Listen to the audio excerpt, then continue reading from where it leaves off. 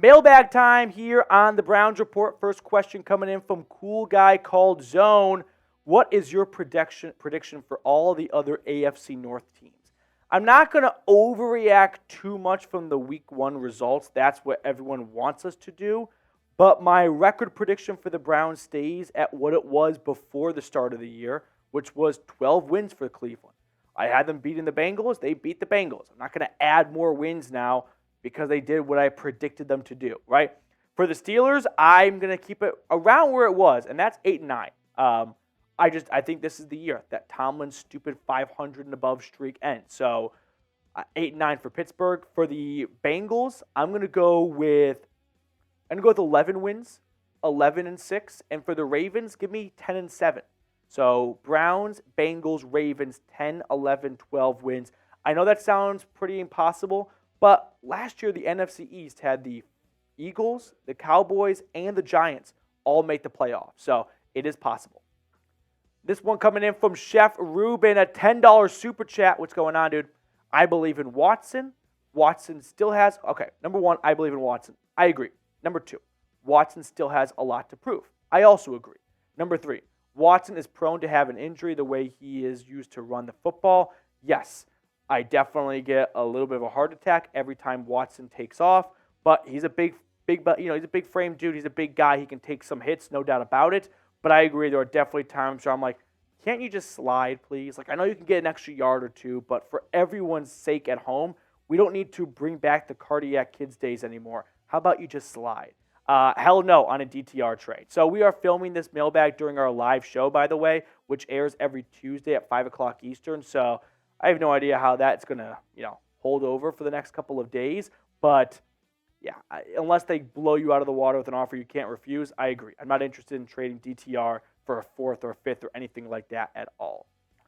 $2 super chat coming in from Soul Train. How good can they be with a healthy Juan Thornhill? Great question, because quietly what was forgotten during the first game of the season was no Juan Thornhill.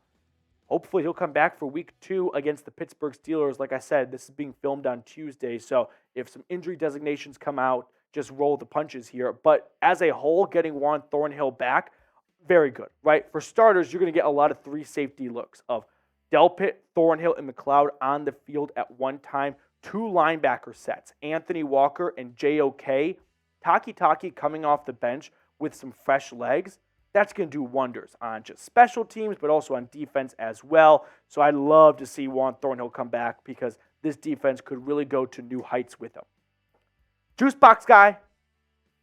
Should the Browns re-sign Kareem Hunt after Jerome Ford's Week 1 performance? Good question. Everybody wave goodbye to Juicebox. When it comes to signing Kareem Hunt, I know this is a little bit of like fan porn of like, bring back Kareem Hunt, right? A guy who's from Northeast Ohio. He has connections to the area and all that. And he had some good years for the Browns, no doubt about it. But last year was not one of those years. He had a career low in rushing average and receiving average, and he might be better than Jerome Ford right now. I'm not ruling that out as a possibility because Jerome Ford missed all the preseason, and it was not an awesome debut for him with that fumble in the regular season. But I'm going to give Jerome Ford a couple of more weeks. 2 more weeks. If week 3 comes and goes and Jerome Ford does not look like a competent backup running back who either A, could fill in for an injured Nick Chubb, knock on wood, it never happens, or 2, take on some serious touches in the passing game, then yeah, I think you give Kareem Hunt a call and you say, listen, we don't need you to play 17 games. We're already almost a quarter of the way into the schedule. Can you come and play some good football with a lesser role than you had before, but some fresh legs to help this offense out? But what do you think? Should the Browns re-sign Kareem Hunt? I'm willing to give Jerome Ford a little bit more time because he did miss all the preseason. He might have some cobwebs to shake off. He fumbled the ball on a rainy day, a wet ball, a little hard to hold on to. But if we don't see a dramatic turnaround after the second or third game, I think you pick up the phone and you call Kareem Hunt, you call Darrell Henderson, you call Leonard Fournette, you call someone. Soul Train with another $2 super chat. When is Siaki replacing Jordan Elliott? Not anytime soon. Ika was not even dressed on Sunday. He was a healthy scratch. He was inactive. And I think that is what people need to come to grips with, which is Ika's not going to have some breakout. He's not going to have some huge, impactful rookie season like we all just want him to have. He's a third-round rookie who has to go under a dramatic change as to what he was doing in college, which was being a tree stump, to what Jim Schwartz wants him to be, which is a Ferrari. That's not easy. You don't go from a dump truck to a Ferrari in just a few months. It takes some time. So I don't think you're going to see him replace Jordan Elliott anytime soon. Drift Dude 9000. Hot take. Browns sweep everyone in the division except the Ravens. Ravens tie them for the season. I could see them sweeping the Steelers. I could see the Bengals getting one back in Week 18. They beat the Browns last year in Cincinnati. I don't think that's completely out of the question. As for the Ravens, I agree. This feels like, and not just a tie in the series. I feel like it's a series where the home team loses, right? Where you get one on the road, but you drop one at home. I don't really know why I feel that way. I could also see them just tying the Ravens altogether. But I get weird vibes from Browns-Ravens this year. Now, before we get on to the rest of the questions on today's show, only real ones subscribe here to the channel. So if you want to be a part of one of the best Cleveland Browns YouTube communities, make sure to hit the sub button down below. We are growing at a rapid pace. We're at 23,000 subscribers. It's crazy to think that. If you've been subscribed for a while, take a stroll down memory lane. Let me know down in the comment section when you subscribed how many subscribers we were at. But if you have not subscribed, consider doing so today. Jacob Burhana, what's going on, dude? I bet Elijah Moore will have more receiving yards than Amari Cooper. I'm not going to make that bet. Amari Cooper is Deshaun Watson's go-to guy. Elijah Moore hopefully will evolve from more than just being a fun package or a trick play guy. You know what I'm talking about? Where he's used in a limited role like a Swiss Army knife. No, I want Elijah Moore to have a regular role as a receiver in this offense and not just a specialty Swiss Army, jack-of-all-trades kind of guy. But I think Amari Cooper is still going to have more yards. But I do respect the hot takes. Everyone's got to get some hot takes off their chest every once in a while. Joshua Miller, if the season goes downhill, I kind of want to stop reading right there, but okay. For whatever reason, who would we possibly put on the trade block for future assets? I don't like this talk, but if you're forcing me to give you a name, Jedrick Wills, right? Try and get something out of him. That'd probably be your best bet. I'd go with Jedrick Wills. Christopher Gillespie, do you think Wills, that's weird timing, do you think Wills finishes the whole season for the Browns? Well, he got an x-ray done after the win, and Kevin Stefanski said he's fine. The x-rays were negative. He's got no injury designation, it sounds like, going into week 2. But, yeah, Jedrick Wills unfortunately battled with injuries throughout the start of his career. Then he kind of got healthy, and now here we are again with him getting an x-ray after the game. So I can't say one way or the other, but his track record would indicate he would play through a lot of injuries. So for that reason, I think he finishes the year. I don't know if he's healthy throughout the year. Now, before we get to the rest of today's questions, BetUS, our proud sportsbook partner, has an awesome deal for the Dawg Pound. Go to chatsports.com/bet. Promo code Browns125. When you do that, they give you a 125% deposit bonus. So if you want to put some money down on, say, the Browns -2 right now as I film this, I'm telling you, Cleveland's winning. And they're not winning by just a point or two. I'm taking -2. I took Browns money line week 1. They were underdogs. That was free money. BetUS just said, here's our money.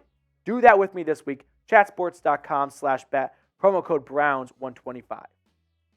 Next question coming in from Smearzak or something like that.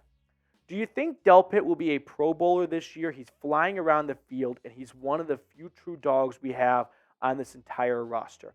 I think Grant Delpit could play at a Pro Bowl level. Will he get officially, voted in?